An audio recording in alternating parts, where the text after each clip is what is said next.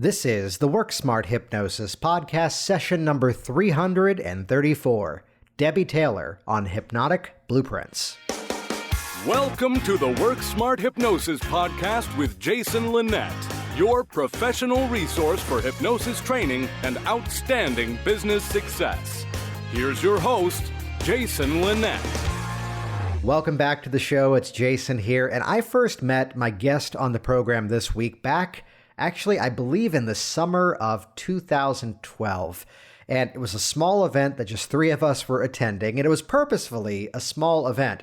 But the thing that stood out right away of Debbie Taylor, who you're about to meet on this week's episode, was just that she had an interesting take on the world, an interesting perspective on hypnosis. And I want you to hear this as a compliment.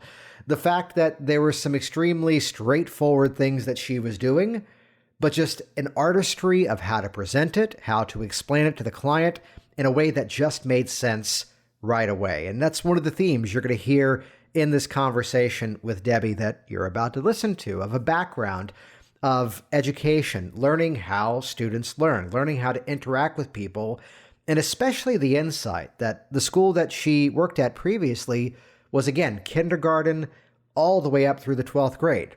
For most modern school systems, it's going to be, here's the younger ages, here's the middle years of middle school, and then here comes high school. And just think about the insight that there is to be had by seeing the student basically from age 5 until age 18.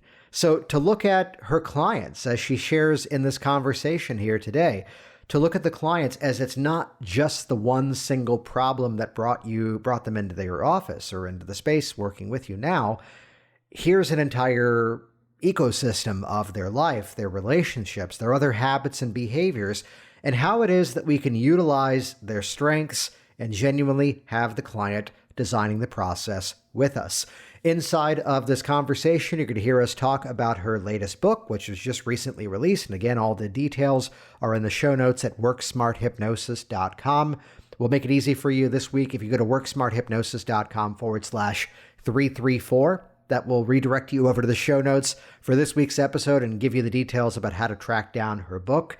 On top of that, too, where we're going to spend a lot of this conversation is that Debbie's in the category that I just love to refer to as a hypnotic worker. The type of person who's been out there really just doing the professional work of hypnosis and just finding those systems of personal change and breaking it down in such a way that it just works. And each and every step seamlessly moves on to the next one. So we're going to spend some time talking about her personal change blueprint, which, yes, will likely take some techniques that you're already well aware of. Yet one of my favorite themes, put together a framework in such a way that, again, writes the entire client story, gets your client participating, sells the value. And again, one of my favorite parts of this conversation is hearing that worker mindset that just, she knows how to pitch it, she knows how to explain it. That's what gets the client on board. So check out the show notes to see how to get in contact with Debbie, how to pick up a copy of her book. While you're there too, check out the website, hypnoticbusinesssystems.com. We love the mindset that frameworks equal freedom, because once you have a framework, now you've got a place to get up and running. Now you've got a place to get started. And even better, once you've got a framework, when you've got a really good reason to break the framework, you are now working with intention, you are now working with purpose, and you are doing something that now you can replicate. So inside of Hypnotic Business Systems, this is my entire business training program exclusively for the hypnotic profession. There's more than 36 individual business action plans, whether you're in a startup phase, whether you're looking to scale up and bring in a clientele from all around the world, or even create passive income programs along the way. We've got material for you inside of Hypnotic Business Systems. And once again, for a free preview, check out the website, jasonwebinar.com. That'll give you instant access to an on-demand presentation, 6 steps to a 6-figure hypnosis business.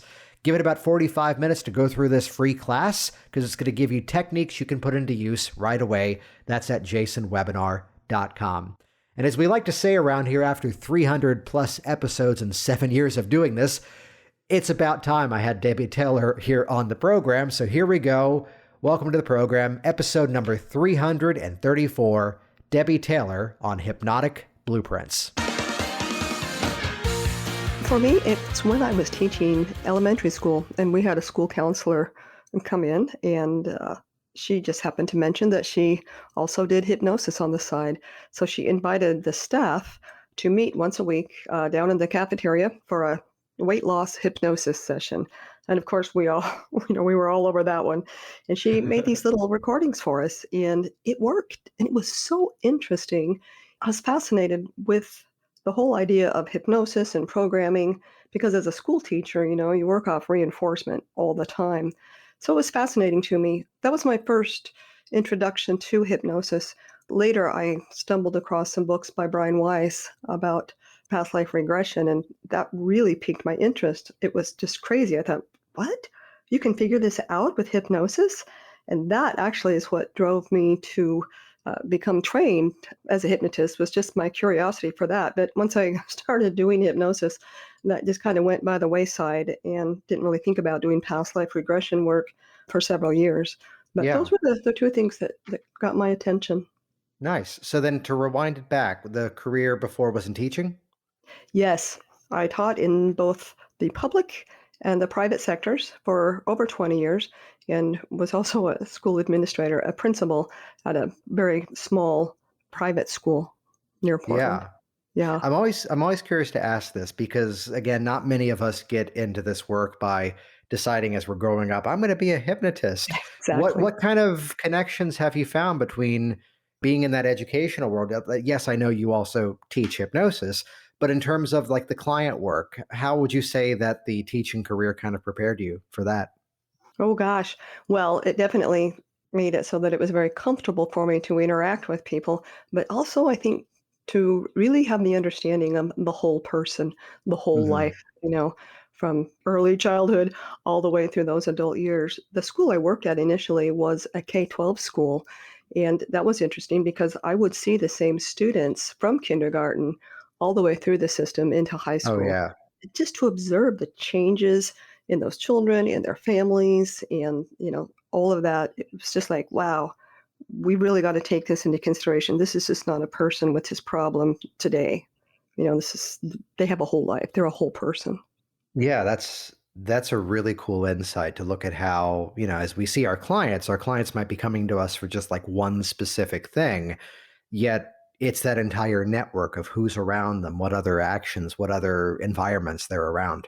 Yes, and it was heartbreaking sometimes to look at those high school kids, and that you had known when they were in kindergarten. They enter the system and they're these cute, adorable little puppy people, and excited to be there and all that. And shoot, a handful of them by the time they're in high school, they're alcoholics or they're drug addicts or they've attempted suicide. Some of them successfully committed suicide, Mm. or they're having children. It's just like, my God, what happens to people in that time span? And how can we help them process those things that happen to them so that they can go a different direction?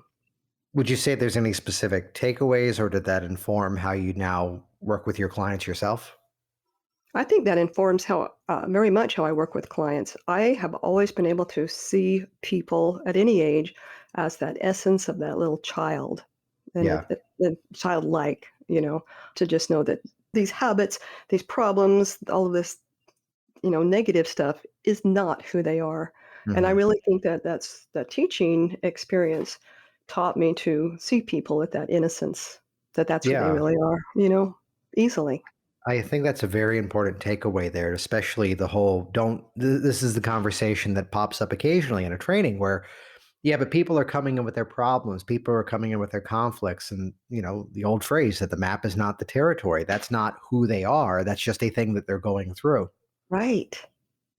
And I love, love educating people about their brain and how it works. And when the look on their face when they realize that they're all, screwed up in their opinion because of these things, and that in fact they aren't screwed up. Their brain has just been perceiving things a certain way, and the conscious and subconscious interprets that, and that we can change that. We can have an Yeah. influence over that interpretation. It's so inspirational for people to go, oh my God, it doesn't have to be like this forever. Yeah, I was going to ask because we all tend to, at the end of the day, say basically the same things. But what's part of how you explain that to your clients? How do you end up phrasing that? Oh my gosh, that's a 3-hour conversation. Welcome to part one with Debbie Taylor. Yeah, I start by telling them that, there's the conscious part of them and the subconscious part of them. And they both work together. I said it's like they hold hands through life, they work in tandem, but the conscious part of you is like this teeny tiny little bit. And the subconscious is really running the show. And so everything that you can do in your life is because you have this subconscious programs. I mean, blinking your eyes to turning a doorknob to reading a book, driving a car, it's all possible because you've got the neural pathways. And that with hypnosis, we have the ability to create new neural pathways so that you can do things differently from a different perspective. And I compare those subconscious programs to wiring in a house. It's like, it's wiring behind the scenes. Those subconscious programs are very impersonal. There's no part of you in there monitoring what's going on. And so if you move into an older house, the wiring in the ceiling and the walls was there to accommodate the needs of the people who built the house at that time. But now here you are, you have brought all of these electronics into your world, metaphorically speaking, and now you need to be cable ready. You need Ethernet hookup. You need outlets, 3 on every Oh, I wall. love You that. need all of this new wiring. The house isn't just going to say, oh, well, here, let me update my wiring to accommodate your needs now. But in hypnosis, that's what we do. We update their subconscious wiring to accommodate what they want and need in their life right now. Because basically, people are running off, they're living in the past. What's beautiful about that is you found the right balance of neuroscience nerdery to bring into Oh, I that. love it. Yeah, I love it. but it's breaking it down into simple metaphors and descriptions. And I'm here in my new home production studio, and I'm laughing just because the reason of, hey, you just pulled out that wall that's open. Can you give me a few more outlets here and a few more Exactly. over there? Well, I think maybe that's the contribution from my elementary school teaching is that I do have the ability to kind of noodle things down to very simplistic explanations so they make sense, and use a lot of metaphor. That's the language of the subconscious mind. So I think that teaching background is still helping me. Yeah, that's a massively important thing around even storytelling, that how do we Mm, sand it down to the essential elements of the story so we're actually yes. delivering the insight, but also what's the appropriate level that they need that's going to be helpful versus the amount of I've seen this before, the amount of neuroscience we can get into with a client where they're glazing over and not in the way that we wanted them to. Yeah. Yeah, I recognize that look. I tell my students, when you're explaining this stuff to your clients, sometimes you're going to have some clients that are going to be ready for the whole story all at once. Other times, you're going to have to learn to look for those teachable opportunities. They come in and they complain because they can't stop thinking about something that happened 10 years ago. That is a teaching opportunity to go, well, let me tell you what's happening in your brain, why that keeps happening, and what we can do to help you with that. So sometimes it's a snippet, sometimes it's the whole dang story.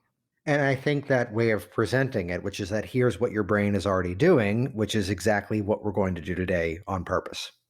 Yep, Yeah. exactly. So then from a teaching career into discovering it by a bit of chance, at what point in the story would you say that this officially became a profession for you? Oh gosh, probably after about 3 years. I knew I wanted to do it in 2007. That was a magical year for me. I kept losing jobs. And, I finally said, I think I'd like to be self-employed. I don't like the idea of a complete stranger rifling through a bunch of resumes and deciding if I'm the lucky pick for the day. Mhm. So I got trained and then I continued to teach for 3 years while I did hypnosis part-time, and that's when I decided, you know what? I wanna go full on. I love this work, and I haven't looked back at all. It's interesting, after 15 years of teaching, I would go to teaching conferences. I'd go in and I'd grab my bag of goodies, and then we would get out of there and go sightseeing. Hypnosis is the opposite. I go to these conferences, and it's like a feeding frenzy, I can't get enough of it, and I'm like, "Yep, this is my calling." I love it. I love it more now than I ever have, and it's just more and more fun all the time. You just made me flash back to traveling at times in the game of, oh, I've been to this area. Well, Portland, Oregon. That's where you and I first bonded over that nuance that I used to go out there and do stage hypnosis for shows. Yes, yes. And the conversation at one point of, where did you go? I'm like, I don't know. The extended stay in Tigard, Oregon, and then I saw a bunch Yeah. of gas stations and rec centers at 4 in the morning. I hear it's nice. Uh, Yeah, really. At 3 in the But morning. that but Oh, that but that really becomes a big tell that, the fact that we end up at these conferences at times and we're there ravenous for every workshop, ravenous for every opportunity to learn more out of it. From that, would you say there was a specific sort of interest, a specific passion of what you wanted to work on first, even though it may have changed over time? well, I think my specific passion has to do with the law of attraction, and Mhm. I always kind of like, "Well, do I say that out loud?" Because, there's a huge population of people who get that, and there's a huge population of people who give me the eye roll, and it's like, "Oh, you're one of those." Yeah, I know that kind of bothers me a little bit because it's like, "No, but let me explain it to you in a different way." Well, I think that's one of the strengths of it, that it's something that, to say it politely, there were some who explain it really well, and there were some who paint themselves into a corner without the best description. Now that I've presented that as a challenge, uh, Yes, yes. how do you introduce that? How do you talk that through? Well, as far as, like, mentioning the actual words law of attraction, Mhm. I don't bring them up first. If I have clients who bring it up or I sense that they might have been exposed to it, then I'll call it that. Personally, I think every client that's coming to me is asking me to help them manifest something. I mean, if they come in for weight loss, to me, they're asking me to make the law of attraction work for them, show them how to manifest a healthy relationship with food. So everything I see is from that perspective. But the ones that I talk openly to about it, the way I explain it is that, we as humans and all beings, we give off a vibrational frequency. And Mhm. that's science. And I'm clear to say that. This is not woo woo. I want to take this out of the woo woo and put it into the science. We emit a vibrational frequency. We also act as a receiver. It's like a radio, and I explain to people different radio stations have different call numbers. That's because that's the frequency that cycle peaks that many times per second. People don't know that. Isn't that interesting? And that's where that station gets that number. Each station sends out different information on that frequency, and we're just like that in many ways. But here's the thing, and this is the part that my clients love hearing, is that when we're emitting that vibrational frequency, there's more than one. There's a lot more than one. There's the conscious frequency and the subconscious frequency. Now, you're probably familiar with this idea that the conscious mind's only running the show 1 to 5% of the time, and the subconscious is, the 95 to 99%. So that's what I base my pre-talk on law of attraction with clients is that you can think in positive and focusing on all that great stuff as much as you can, but if that's consciously happening, that's only a 1 to 5% contribution to what you are sending out into the universe for your request. The subconscious mind is sending out most of that frequency. So our work together is going to be to bring those two frequencies together so that they are a match, so that your conscious and subconscious mind are making the same request. Nice, nice. Does that make sense? Yeah, I tell you what I like about that phrasing of that. It would be that, well, I'll phrase it this way first. Here's what I usually have a challenge with inside of these dialogues. The thing that I often do, the joking pat myself on the back, there's something actually intentional to that, which would be that I too often see people who don't put enough appreciation to what they've accomplished. You're the one who, let's look at your career. You're the one who put in the effort to build this. You're the one who promoted what you do. We'll talk about your book here eventually, too. I'm sure you're the one who put in the effort. So when here comes something success, own that success to the best of your abilities, because Yes. then you can replicate it. You can then duplicate it. You can then do it again towards a better scale and even to a different audience at times. But so much of our Yeah. actions also then, sort of influence our other actions, conscious and unconscious. So it's about this whole being moving towards that. So I love that insight of looking at it from both, conscious and subconscious, both, logical, rational, as well as everything else that's around us. When you say on the same frequency, like how, if someone had a question on that, how do you tend to explain that? So it's our thoughts more so than our actions. And thoughts are important too, but gosh, it's kind of hard to explain. It's sort of like a set point, you know? It is what is most habitual for you Yeah. that those thoughts are energized. And your subconscious thoughts are the subconscious thoughts of the past programming. And it's like you said, people don't give themselves enough credit. And so even if consciously they're like, yeah, I did that. I did a really good job. And, I'm pretty qualified at this. If their subconscious programming is contradictory to that, that's going to be still sending out most of the vibrational frequency. Hmm. And I mean, it's frequency that can be measured. They used to have to be able to put the measurements on the skull itself to get them. Now they can, hold it out a foot away from the head. And it's like we emit frequency and it's measurable and it changes as you change your thought process, which I love. There's so much science now supporting all of the neurobiology. Yeah. Cool. I love that, again, the way that we can phrase it in such a way that now defines it. So, question for you then: what's the Yeah. name of your book again? It is called Mastering the Law of Attraction, Your Personal Change Blueprint. Nice. And Which I it is, love. I love this theme of the blueprint. Can you talk about some of thank that you. and what you've done with your client work? Absolutely. First of all, I want to say that this is the first of a series. I'm going to write, the next one's going to be about mastering financial abundance because people want the specifics. So this first one was just kind of an overview of the personal change blueprint. And this is a process that I have sort of refined over the years that I use with every client, with every session.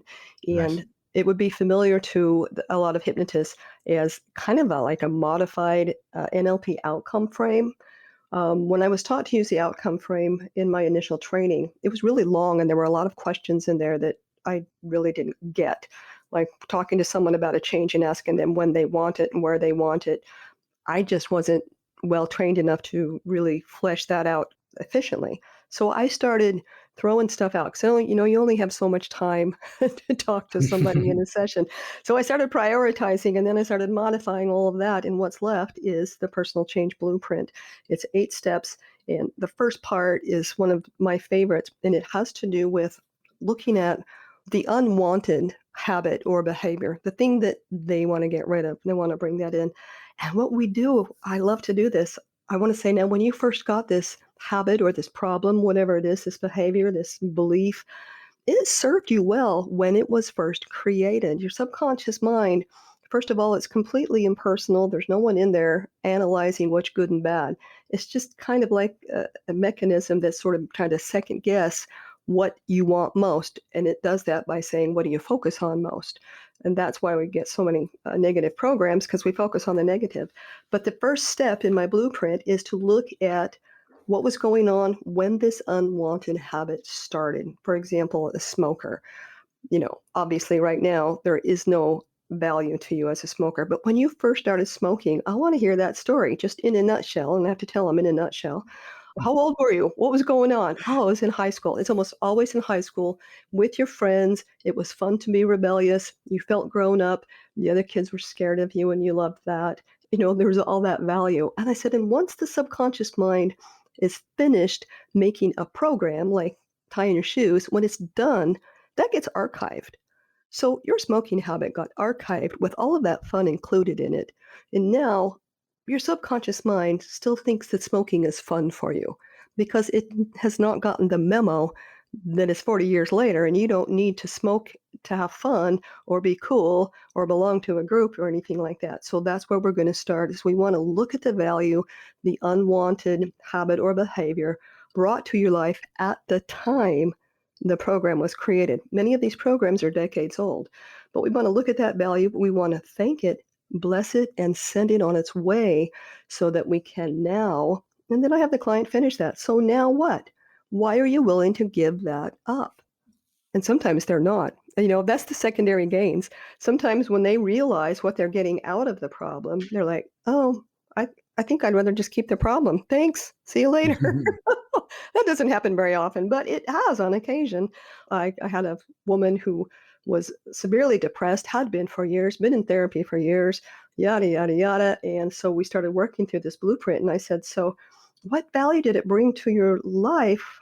And what will change? What's going to be different when you're not depressed anymore? And at first she was like, oh gosh, it'll be wonderful. I'll be able to do the shopping again and I can start cooking meals again and I can start taking care of the house. Then she goes, wait a minute. I don't really want to do any of that. My husband's been doing that for 20 years, and I'm okay with him doing that. So Oh, wow. maybe I don't want to get out of this. Maybe I'm good with the depression. That's the kind of session where you kind of have to sit back and like, oh, you're just going to do this yourself. Okay.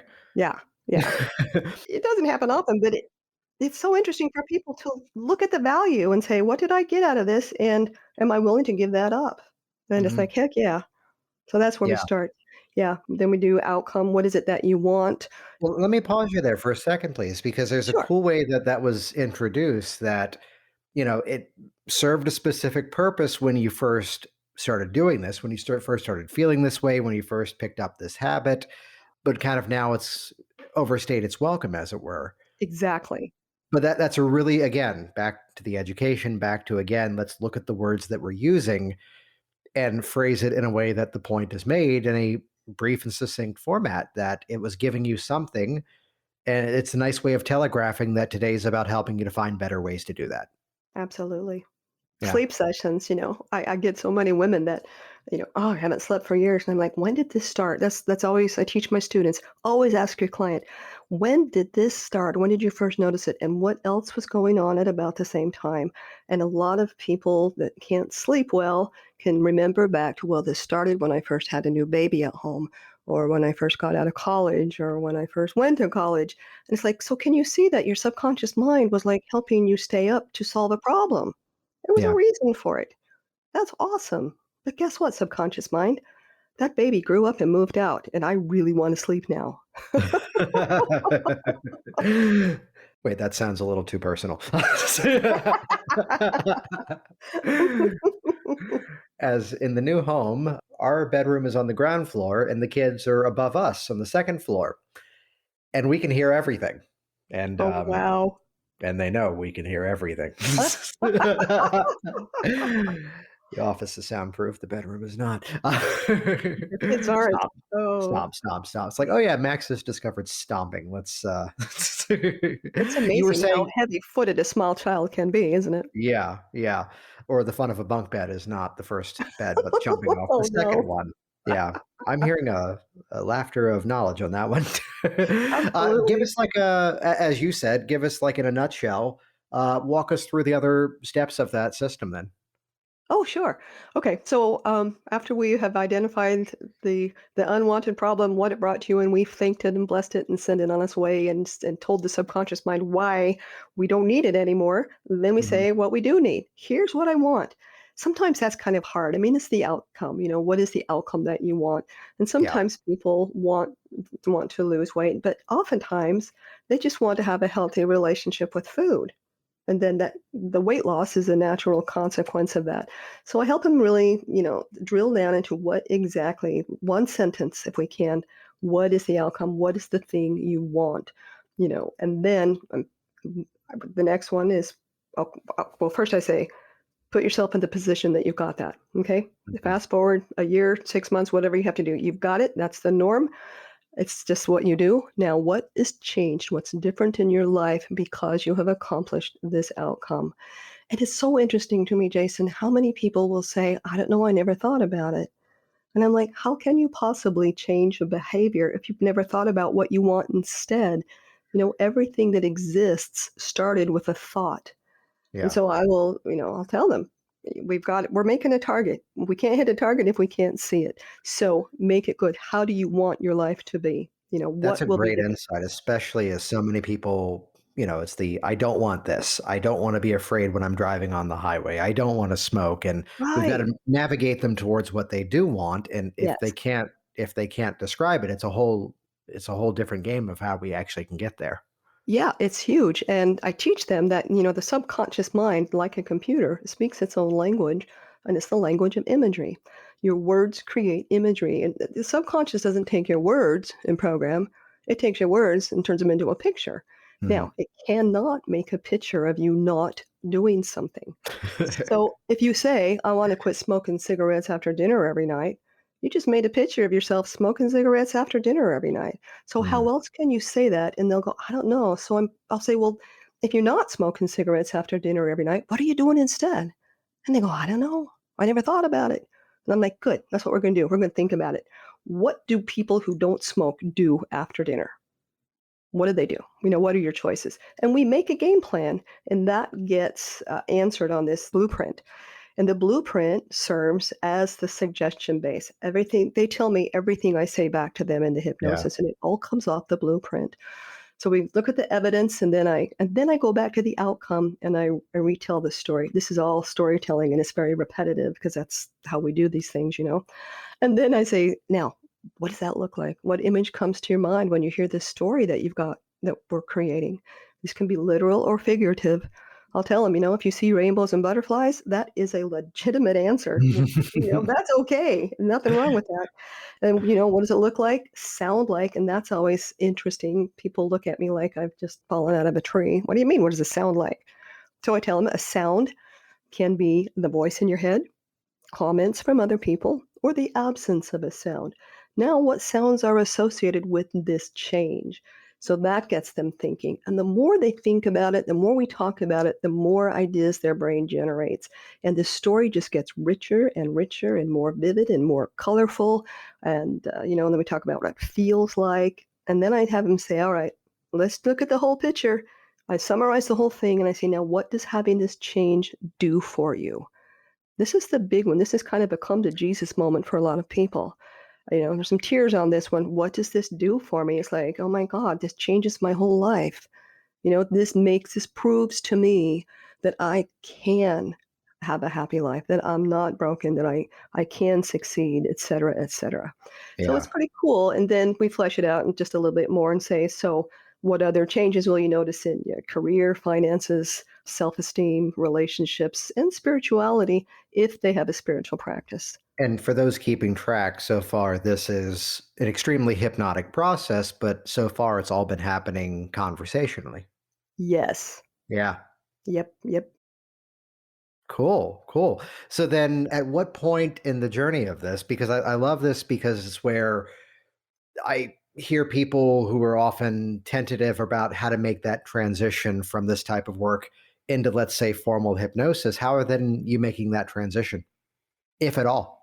From the actual, let's say, close your eyes, let's now hypnotize.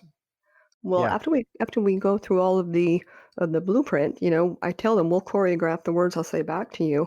At that point, I'm like, "This is it. Is there anything else you want me to say to you in this session?" And at that point, then it's the induction, and I'm with Richard on this one. I like the old fashioned progressive relaxation that is just bores him to death. And I tell my clients I'm going to bore you into a coma with my monotone voice because that's how I roll, and and it works. It works. So that's it. So then I do it. I do the induction and then I weave that into the blueprint and I feed all of that beautiful language back to them that they just gave me. And we make this magnificent mind movie. And I always tell them, if you think of something while you're listening to this that you wish we would have plugged into it, go ahead and plug it in, think it into it. Just make sure you're thinking words that create the imagery of what you do want, Mm. you know. So we do that, and I go through the blueprint with him, and then emerge, bring them up, we talk about it, and I record that, and I have them listen to that every day for a couple of weeks, and it's so interesting because, when people listen to that recording every day, in their mind, it's kind of like they're talking to me or I'm talking to them, and it's so interesting. On the first visit, many people are so very shy and kind of intimidated and weirded out by the whole thing. But by the time they've listened to that recording every day for 2 weeks, they come back for that second appointment and it's like old home week. Yeah. Like they've known you forever because they've listened to you every day for 2 weeks. Yeah. And I like that way of introducing it too, where I hear some that go back and forth between the yes, they have them do something, no, they don't. We always create change either through repetition or intensity or some combination. You're getting that intensity by way of the actual session. And the beauty of this is you're creating something that's specific to them. And even better, Absolutely. And to use Karen Hand's words, you're not having to be the wizard because you're getting everything from them. Yeah, it's magic. I tell my students, Yeah. you don't need to worry about a thing. The client will tell you exactly what you need to say back to them. I'm just going to teach you what to ask. Yeah. Yeah, Excellent. I Excellent. love it. Love it. Love So, it. so then, out of curiosity, is this something that will you say that kind of developed naturally over time? Was it something out of necessity of kind of systematizing what you do? I'm always a bit of a sucker for systems, and I wouldn't even put this. Yes, it is kind of a protocol, but it's more a systematic way of utilizing a lot of the skills we already all have. It is a systematic way, and I think the way that it came to me is when I first started doing this, one client at a time, and I Hmm. had my little cheat sheet, what to say with one person. But the first person who signed up for a package of 4 was like, "Oh my god, what am I gonna do with this person 4 times? I can't do the same thing. I can't do the same thing 4 times. What am I gonna do?" So I dug through my notes and I found the NLP outcome frame, and I thought, "Oh, I can work with this, and this will be different every time they come in because Hmm. we'll be, into a different focus on their situation." So that's how I started using that, and that's when I realized there are way too many questions on here that I don't have time for, and they're just too weird anyway. So I just started modifying it, and it didn't take long, really. It took, a year or so until I had a list of questions that I like to ask. It doesn't matter if they're asked in the right order or the same order, I should say, nor does it matter when you're feeding the information back to them what order you give it back to them in. But this is so beautiful to me because it's a form, it's a list of questions that I can ask everybody that's so intense. People look at me and they're like, I've never been asked questions at this level before. And it's like, good. And I'm doing my job, you know? Right. So that's how it worked for me. And I do incorporate some scripts and some metaphors and things like that that I've gathered through the years, in addition to using the blueprint. But I just love it. It's very versatile. When I teach self hypnosis, I teach people how to use it. It's pretty cool. Yeah. Nice, nice. So then out of that, would you say there's a specific clientele, a specific issue you tend to like working with the most, or what does the day-to-day practice tend to look like? I will pretty much help people with anything they bring through the door, but Mhm. my preference as I get older and wiser, I really, really love the stuff that's more spiritually inclined. Someone Yeah. asked me the other day if I dealt more in health and wellness or self-improvement, and I thought, gosh, isn't health and wellness part of self-improvement? But I could see their point, and I think I really love the self-improvement part.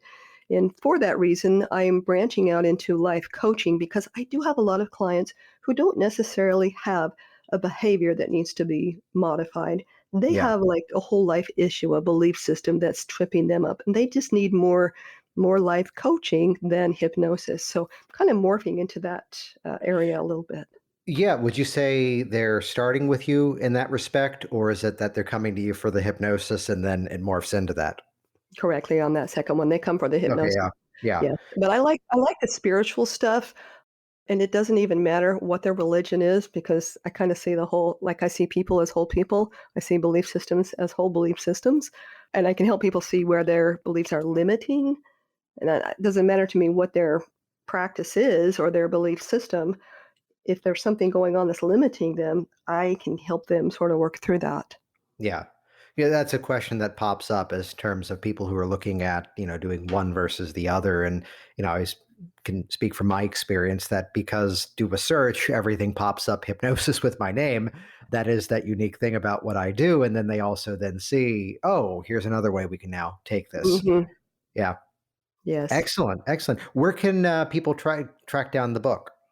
DebbieTaylorAuthor.com. It's on Oh, Amazon as well, yeah. but I have a new website. I've got 2 new websites that are just about ready to launch. One's for my training program, and the other is for my hypnosis/life coaching thing. But right now, the book is available through Amazon and at my website. Yeah, and we'll put links to everything over at the show notes at Thank you. worksmarthypnosis.com. Tell us about this journey. I mean, you began in an education business, an education Yeah. profession, and then the discovery of hypnosis. And then as you were doing hypnosis, eventually, then I first met you when we were both attending a trainer's course a bunch of Yep. years ago. Long time Um, ago. It was recent. The grand scheme of things, it's all recent, yes. Yes. But from that, what would you say is a perspective from the educational world that has influenced the way that you do your own trainings? Oh my gosh, a lot. I mean, every class I've ever taken, the whole time I'm listening to the teacher, I'm thinking to myself, if I were teaching this class, I would do Mhm. it this way. I would present that a little different. So, my teaching background has a lot to do not just with my hypnosis certification course, but the way I interact with clients because I teach every client about their subconscious mind and how it works and how it's tripping them up and all of that. So my educational background's had a huge influence on the hypnosis business. There was a little interval after teaching where I was kind of like, I'm tired of teaching. And I had a good friend in HR, and she said, you should be in HR because you make a lot more money and you don't have to work at the school anymore. Oh my gosh. I tried HR for a short term and realized very quickly that was not the world for me. First of all, it was very difficult. My brain doesn't think in those terms. So I went back to teaching and the hypnosis at the same time. And it was just like, I just love the hypnosis so much. I feel like I have absolute freedom to do what I feel is going to be most helpful for the client. And it's a much more short-term proposition. Can you imagine seeing the same client every day for 9 months? A whole room full of them? That's kind of what teaching is like. It's a kind of a nightmare. I love the HR story only for the reason I'm flashing back to a time I worked at a summer camp, and I really appreciate the experience. Wait for it. But Yeah, right. there was the day during like the welcome week, and hey, Jason, how's it going? Do you have a minute? Yeah, what's up? I will be one of the more popular counselors. I will be. It was a theater camp as well. I'll Oh, be yeah. the one that the directors are fighting over to have me be the stage manager. But I'll never be back here again. They Oh, will. if you need to leave, no, no, no, it's fine. Work ethic. I'll be here the whole way through. But just this is not my thing. At the end of the camp, one of them comes over and goes, Jason, assistant director? Oh God, no, no. But thank you. I'm honored. But just no. No But way. I think those experiences are vitally important, the same as, we've talked at times around some of the tech things. Mhm. When you discover that, oh, wait, this is not my skill. Someone else needs to be doing this. Yes, I delegate. said, as you were wonderfully patient with me today, as we rescheduled several times because someone else is painting the house. Yeah. Not me.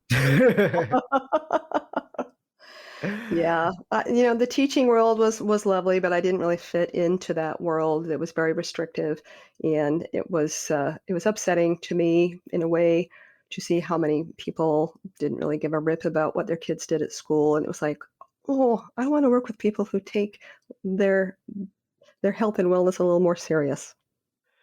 Well, it's what we've had the chat about before. It's like the benefit of training hypnosis is that there's a class I did one time, and I only did this once because I knew everybody already in the room. Everybody in the class had already called me and talked to me in detail about the event. It's like, okay, great, let's cover the class rules. You're all adults and you've all signed up for this yourself. All right, let's get started. Oh god, I love that so much. Yeah. Yes, I've been discussing with other people that are teaching, and they're like, they're hand holding and they're making sure of this, and I'm like, oh, I don't do that at all. I'm like, I am not the homework police. You spend a lot of money on this class. If you want to get good at it, I will teach you how. But if you don't watch the tutorials and read the stuff, then see you later. Sorry. Which that kind of transparency gets the point across even better sometimes, as it's Yeah, friendly, it's to the point, but it's also yeah. I nicely mean, informing. I will bend over backwards to help my students and that you're like really wanting to help. But, if they don't show up for class for 6 weeks and then they want me to work on the weekends to help them catch up, it's not going to happen. Excellent, excellent. Which is the same as with a client, we're doing our Right. part to share the resources, the skills, the everything necessary, and, that guide I'm curious to ask you then, let's say it is that client. I wouldn't do this if you were my hypnotist. Let's put that disclaimer out there first. The question would be that, let's say you've given that assignment, and I don't wanna use that word too carefully here, but you've given that assignment of things to do, and maybe it is the rare moment of, "Oh, nothing's been working. I haven't had time to listen to that thing." How do you handle that? Oh, well, this happened to me. And first of all, I'll say, seriously? You haven't listened to the recording? This is back when I was making CDs. And I would Gotcha. say, is that not the most expensive CD you have in your collection? Oh, And you nice. can't listen to it for 30 minutes a day? I have been known to send people home more than once if they show up and they haven't listened. And I get that, life happens, Yeah. it's not a big deal. It's not a judgment against them. But if they show up for their next appointment and they have not been listening to that recording, I'll say, we build on progress. So I am not comfortable making it another recording that you're not going to listen to until you have listened to that last one for 2 weeks. So let's reschedule you. We're not going to count this one against your package. Okay. I want you to get the best out of Nice. every one of these sessions. And I think they appreciate that. So I send them home. Right. Yeah.